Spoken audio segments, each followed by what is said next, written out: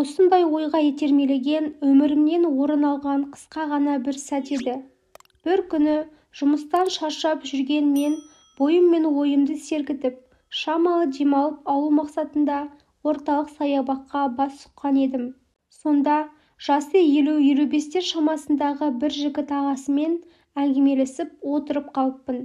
Оның жанында жасы шамамен 3-4-тегі ұл бала әлгі кісіні ата деп айналшықтап жүр.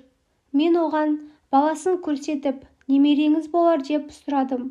Ол, иә, інімнің баласы ғой деп жауап берді. Айтарын айтса да, бірдеңені бүлдірген адамға ұқсап, ернін тістеңкіреп отырды. Мен оны байқамағансып әңгімеге айналдыра бердім. Әңгімеміздің орайы бала тақырыбына қарай ойыса берді.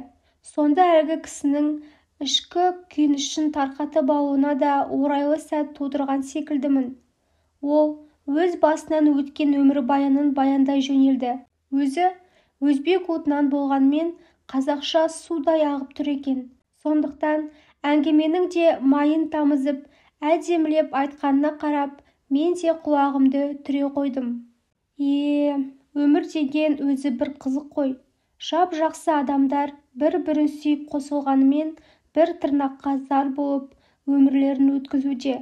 Ал ойнақтап жүріп от басып, немесе бала бағудың жауапкершілігінен қашып, қоқысқа, әжетхана алдына шырылдатып тастап кетіп жатады.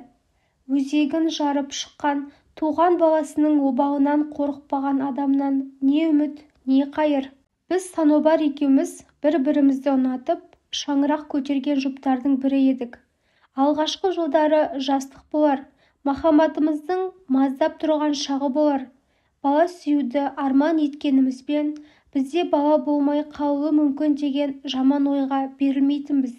Келешегімізден балалы болудан үмітімізді үзбедік. Бірақ амал нешік? Арамызда перзент болмады. Медицина саласына да көріндік. Аллаға сеніп, әулие әмбиелерден де жәрдем тілеп, кесенелеріне түнеген күндеріміз де болды. Қысқасы, біздің бармаған жеріміз бен баспаған тауымыз қалмады. Еш қайсысынан қайран болған жоқ. Барлығы да пайдасыз. Ісіміз бекер болды. Соңында үмітімізді үзуімізге тура келді. Өйткені біздің бала сүюге қабілетіміз жоқ болып шықты. Оны көңілімізге қарап айтса да, біздің жасымыз да балалы болу жасынан өтіп бара жатыр еді. Содан Санобар екеуміз бір-бірімізге сүйеніш, алданыш болып қалған өмірімізді бірге өткізуге сөз байласып, таңдарымызды атырып, күнімізді батырып кішкене ғана нәрседен қуанарлық жағдайларды көруге тырыстық. Өміріміз осылай жалғасып жатты.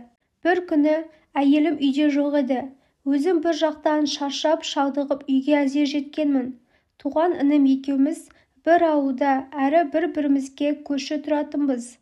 Сол інімнің баласы үйдің ішін адам көргісіз етіп, даладағы кір-қоқыстың бәрін үйге тасып, астан-кестеңін шығарып тастаған екен.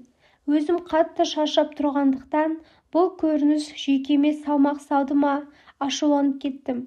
Сөйтіп, келінімді шақырып үлкендігімді пайдаланып ұрсып жатсам, інім жетіп келіпті. Өзі ішімдікке бір табан жақындау еді. Бұл жолы да аздап ұрттап алған, қызулау екен. Мұны көріп, тіпті қаным басыма шапты. Ол менімен салғыласып айтыса кетті. Сонымен екеуміз әжептәуір жерге барыстық. Мына ерегіске бұл сөздің еш қатысы болмаса да, жаныма жара салғысы келді ме, кемсіткісі келді ме? Баласы болмағаннан кейін түсінбейді ғой. Қолыңнан келсе, қатыныңды туғызып алсаңшы дегені. Сол кезде келіннің күйеуінің айтқан сөзіне өкінген күрсінісі шықты. Ол күйеуіне ала көзімен бір қарады. Осыны бекер айттың ғой деген көзқарас бар еді жүзінде. Мен інімнің жанына жақындап бардым да, жағына шапалақпен тартып жібердім. Құдай бермесе не қылайын? Тартып алайын ба? Қолыңнан келсе, сен маған сол баланы Құдайдан тартып әперші.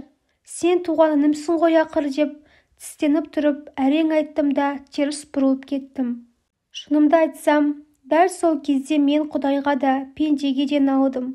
көңілім босап, жауап жіберудің аз-ақ алдында тұрғанымда інім де кешірім сұрады.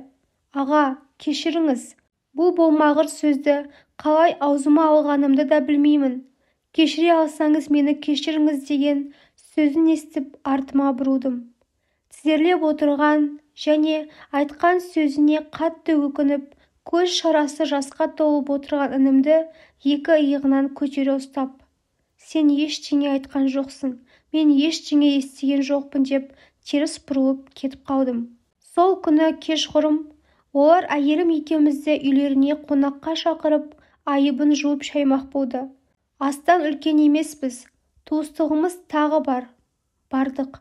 Қайтарымызда інім: «Аға, жеңге, біз келіндеріңіз екеуміз келісіп, мына 4 баланың бірін сіздерге басы бүтін беруге шешім қабылдадық» дегенде біз қашқақтағанымызбен олар бізді айтқандарына көндірді. Сосын 4 баланың ішіндегі ата, әже деп бізді тәуір көретін осы баланы меншіктеп алдым деп күле әңгімемізді аяқтадық.